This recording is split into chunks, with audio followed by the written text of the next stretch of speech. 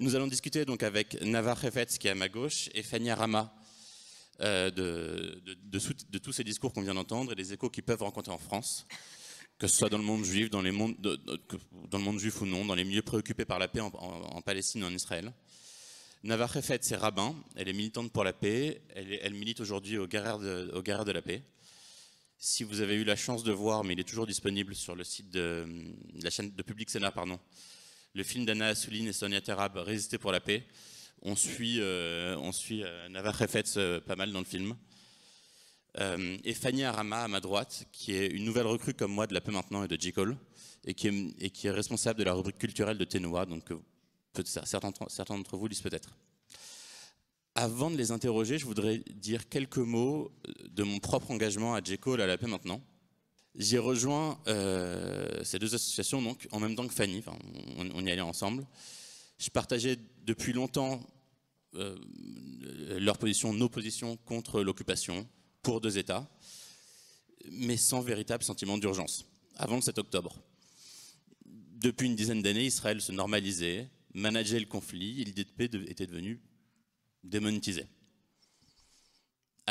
Après l'effroi et la sidération du 7 octobre, quelque chose d'évident s'est imposé, s'est cristallisé chez moi, et je pense chez de nombreux juifs sionistes. On ne peut pas indéfiniment ne pas résoudre la question palestinienne. On ne peut pas reconduire le statu quo. Qu'Israël n'ait pas de frontières, occupe la Cisjordanie, contrôle la vie des Palestiniens, c'est intenable pour Israël. Et depuis l'arrivée de ce gouvernement, il y a donc 2 ans, on ne parlait même plus de statu quo à ce moment-là. On sortait du statu quo par le pire, c'est-à-dire par l'annexion. Il était temps donc de combattre plus fermement cette annexion, cette occupation, et d'épauler les Israéliens, ceux de Shalom Arshav, dans leur ébauche d'une alternative crédible. Ce discours-là, contre l'occupation, pour la solution des États, à part chez J. Cole, La Paix Maintenant, on n'entend pas vraiment en France, on n'entend pas non plus dans les milieux juifs. Le monde juif français est très légitimiste, pas vraiment de discours sur Israël, pas vraiment de discours critique, mais pas vraiment de discours tout court en réalité. Il y a toujours ce complexe de diaspora qui consiste à ne rien dire de négatif et surtout à ne rien voir, ni de l'occupation, ni de l'expansion de la colonisation, au motif qu'on ne serait pas légitime à parler parce qu'on n'a pas les pieds là-bas. Je crois qu'il faut se faire confiance, se dire que si on aime vraiment Israël, on doit en parler lucidement. Quand nos frères en Israël, mais ça restera toujours nos frères quoi qu'ils fassent, quand nos frères s'abîment, poursuivent la colonisation, poursuivent la guerre sans but véritable, être un partenaire pour eux, ça ne veut pas dire les soutenir aveuglément, c'est les retenir, c'est les empêcher de marcher vers l'abîme. Et dans ce contexte, beaucoup de juifs se terrent dans le mutisme. Il faut refuser ce repli, il faut retrouver une voix sioniste progressiste forte qu'on a à La Paix Maintenant et à J. Cole. Parce qu'autrement, le risque, c'est que de nombreux juifs commencent à se désintéresser d'Israël. Puisqu'ils voient que le monde juif français ne parle d'Israël que dans un soutien inconditionnel, ils vont se désintéresser d'Israël, ils vont se désintéresser même du monde juif, déçus par ces discours-là. Il y a un autre vide que La Paix Maintenant et J. Cole viennent combler, c'est dans le débat franco-français aussi. En France, on s'intéresse beaucoup au conflit israélo-palestinien, mais même avant le 7 octobre, on s'y intéressait démesurément, et avec des prismes souvent antisionistes, et avec, c'est quelque chose qu'Eva Elouz racontait très bien tout à l'heure, mais avec cette volonté de prendre toujours en faute ces juifs qui se sont constitués en État. L'attitude du monde juif est probablement une réaction à ça, à cette focalisation malsaine du monde non juif sur les fautes d'Israël, à la remise en cause permanente de la légitimité d'Israël. Mais constater ça n'est pas suffisant, on ne peut pas s'arrêter là, on ne peut pas ne rien vouloir dire, détourner le regard, laisser perdurer cette situation dramatique pour les Palestiniens et pour les Israéliens. Et puis on l'a vu avec Orly Barlev, les iniquités israéliennes en l'encontre des Palestiniens, les brèches dans l'état de droit, finissent aussi par rejaillir sur les Israéliens eux-mêmes. Quand Netanyahou, avec son ministre de la Justice et Simcha Rothman de la Knesset, ont mis en place la réforme de la justice. Donc on a vraiment besoin de cette troisième voie sioniste de gauche. Et c'est pour ça qu'on est venu rejoindre La Paix Maintenant, qu'on est venu amplifier leur travail. Je vais conclure par quelque chose de très concret qu'on fait pour La Paix Maintenant et pour J. Cole. on anime des comptes Twitter et Instagram. Alors dit comme ça, c'est pas grand-chose, mais ce qu'on cherche à faire, c'est de donner un regard, de donner le regard le plus lucide et le plus nuancé possible sur Israël et sur la guerre, et toujours situé dans le monde sioniste. Ça signifie parfois et très souvent alerter le monde juif sur ce qu'il refuse de voir, mais ne jamais lui tourner le dos. Ce qu'on offre et ce qui est absent des réseaux sociaux, c'est une condamnation de la poursuite de la guerre, de la manière dont elle est menée, de la proportion terrible de victimes civiles chez les Palestiniens, et de le dire en tant que sioniste attaché à Israël. Une condamnation sans réserve des velléités de nettoyage ethnique formulées par les ministres d'extrême droite, de l'opération du plan Eland qui est mis en place au nord de Gaza, une condamnation sans réserve de Smotrich et de Ben-Gvir qui ne sont pas du tout le vrai visage du sionisme mais sa perversion, et qui sont une des plus grandes menaces à la pérennité d'Israël. Ce que nous faisons, c'est redonner voix à cette évidence qui n'en est malheureusement plus une dans l'opinion. Les Israéliens veulent et méritent la sécurité, les Palestiniens veulent et méritent le droit à l'autodétermination. C'est la seule solution qui permette aux deux peuples de faire droit à ces deux revendications légitimes, l'autodétermination et la sécurité, c'est-à-dire la solution à deux États. On le fait, un dernier exemple très concret, mais on le fait aussi en faisant publier des documents importants dans la presse française. Le discours d'Ayman Odeh de mars, on l'a fait publier dans l'IB. Le plan de paix de Ehud Olmert et Nasser Al-Khédoua, on a aidé à le faire publier dans Le Monde il y a à peu près un mois et demi. Fanny, tu t'es engagée donc non seulement à la paix maintenant, mais aussi à Golem, dont Jonas nous a parlé, nous a parlé tout à l'heure. Golem, qui est une sorte en tout cas une tentative de sursaut des juifs de gauche qui ne se satisfont plus du divorce consommé entre la gauche et les juifs. Est-ce que Golem et les juifs de gauche de manière générale peuvent être le relais et les porte-voix de la gauche israélienne et faire entendre une voix plus lucide et pacifiste auprès de la communauté juive de France? Alors, bonjour à tous et à toutes. Oui, effectivement, moi je parle ici dans ce panel qui s'intitule Lueur d'espoir. Avant le 7 octobre, en fait, j'avais jamais vraiment milité de manière active. J'ai décidé de rejoindre Golem parce que j'ai ressenti un grand sentiment de solitude et d'impuissance. Et parce que j'étais très choquée de la manière dont la gauche française, même s'il y a beaucoup de choses dans la gauche française, parlait du conflit. Déjà, j'aimerais revenir peut-être, parce que je ne sais pas ici qui connaît Golem, si vous savez ce que c'est comme collectif. C'est un collectif de juifs de gauche qui est né après la manifestation, la marche contre l'antisémitisme du 12 novembre 2023.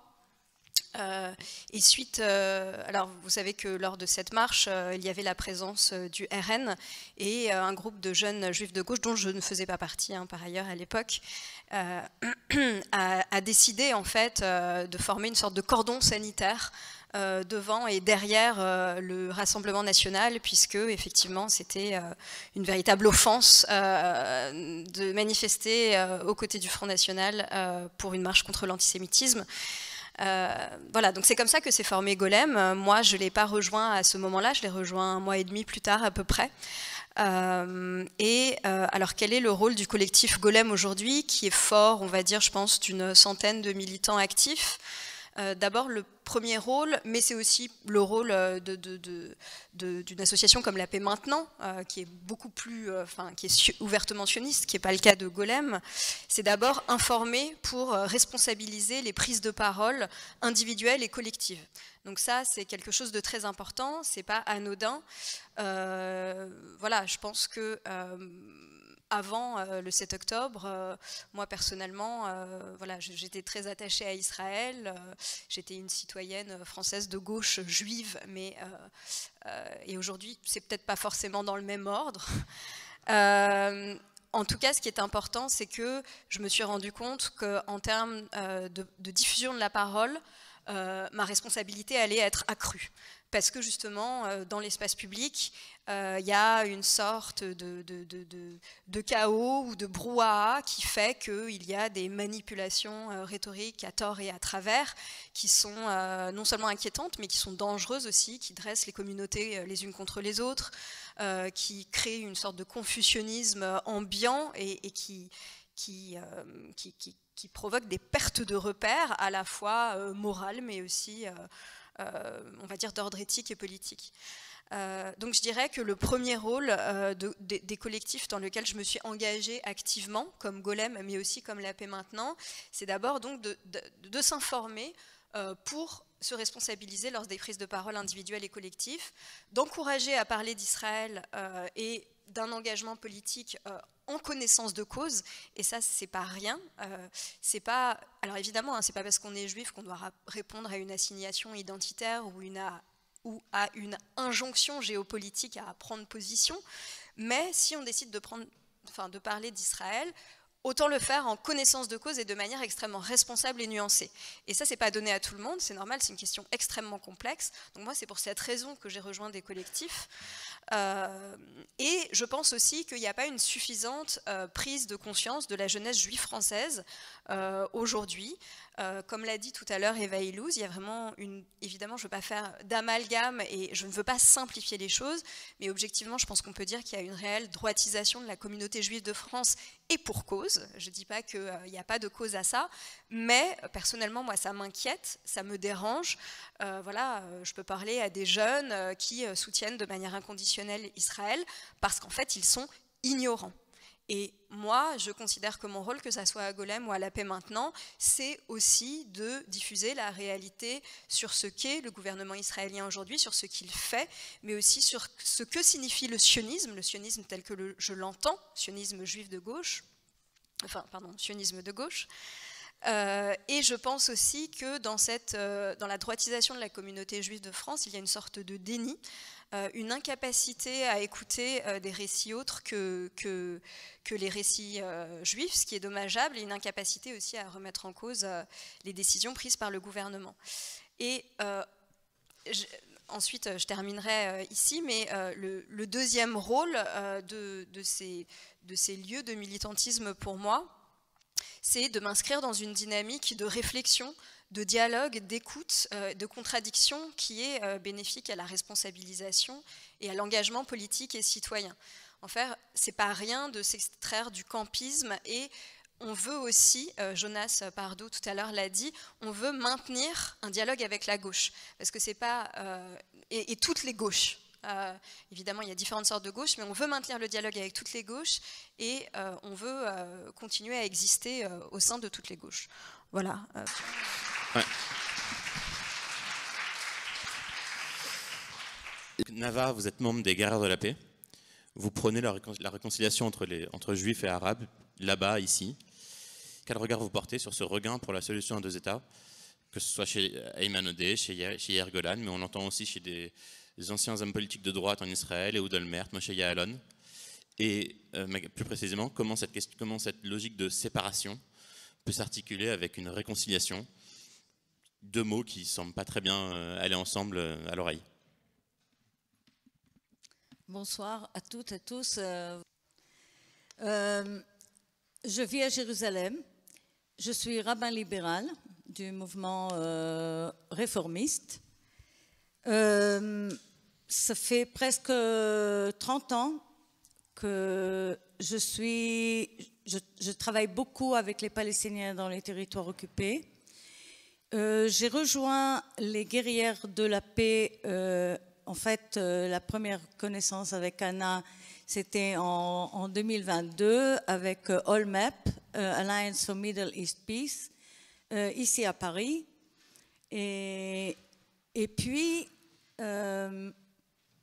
la semaine qui a précédé le 7 octobre, une quarantaine de femmes des Guerrières de la Paix ont fait un voyage en Israël et Palestine afin de comprendre un petit peu la complexité de ce qui se passait sur le terrain. On ne se rend pas sur le terrain afin de comprendre vraiment qu'est-ce qui se passe dans les territoires occupés par Israël. Je dis occupés par Israël parce que c'est le terme officiel que l'État d'Israël a pris. C'est-à-dire que ce n'est pas des territoires libérés ou des territoires juifs, ce sont des territoires occupés.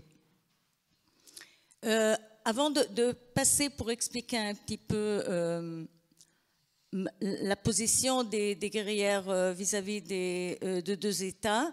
Je voudrais faire juste quelques remarques sur ce qu'on vient d'entendre de Orly, de Yair et de Ayman Odeh.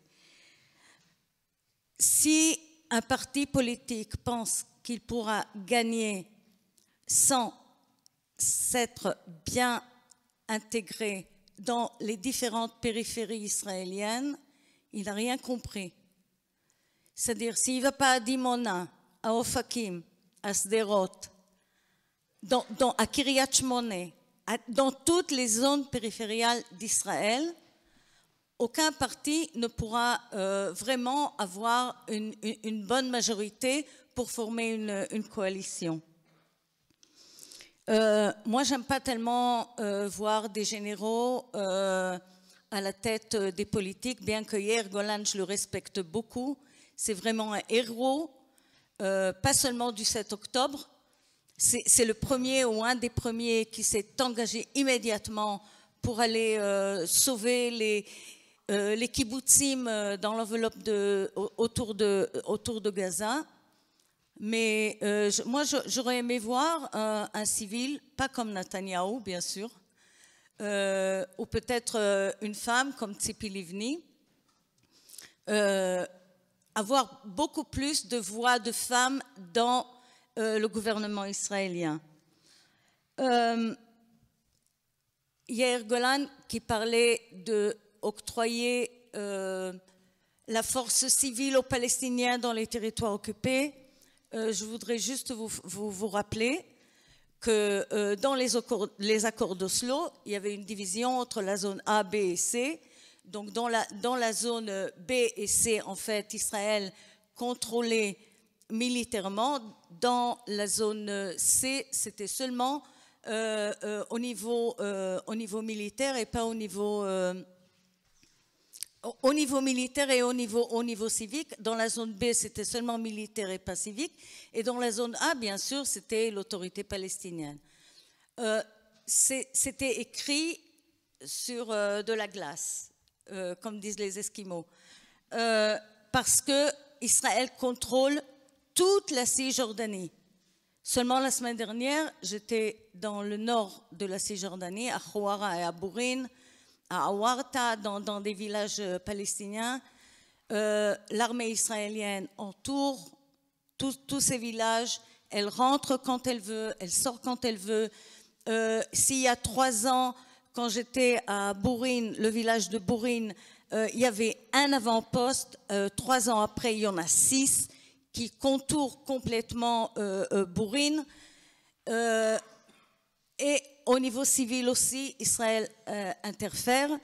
Elle rentre dans les affaires civiles. Par exemple, avec les guerrières, maintenant, nous avons un projet avec des hommes d'affaires qui veulent construire des écoles vertes dans les territoires occupés et à Gaza, et un au Liban, et un, bien sûr, dans les kibbutzim autour d'Israël.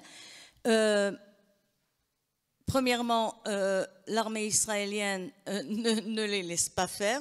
Deuxièmement, les colons, constamment, il y a des attaques. Il y a eu presque 650 attaques des colons contre des villages palestiniens. Vous avez entendu parler de ça?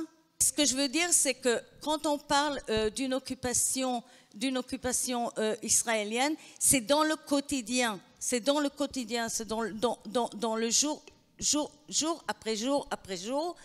On ne peut pas construire des écoles, on ne peut pas construire des maisons. C'est vraiment un contrôle civique. Alors, j'espère que peut-être Yair Golan, il arrivera à faire autre chose. La majorité des gens, et en Israël, et en diaspora, que ce soit des juifs, ou en France, que ce soit des non-juifs, il y a une ignorance, et l'ignorance, pour moi, en tant que rabbin, c'est ma valeur principale. L'ignorance, c'est vraiment le plus grand péché qu'il peut y avoir. Parce que quand on est ignorant, on commence à stéréotyper, on commence à mettre des étiquettes sur les gens. Dans les guerrières de la paix, ce qu'on essaye de faire, c'est tout d'abord, on est 1000 activistes, c'est des femmes, 1000 activistes, musulmanes, juives, chrétiennes, laïques, bien sûr. On est une Israélienne, moi, et ma collègue palestinienne, Houda Abou Arkob, qui est de Doura, c'est au sud de Hébron, de la ville de Hébron. Donc, on est les deux représentantes, une israélienne et une palestinienne. On travaille constamment ensemble.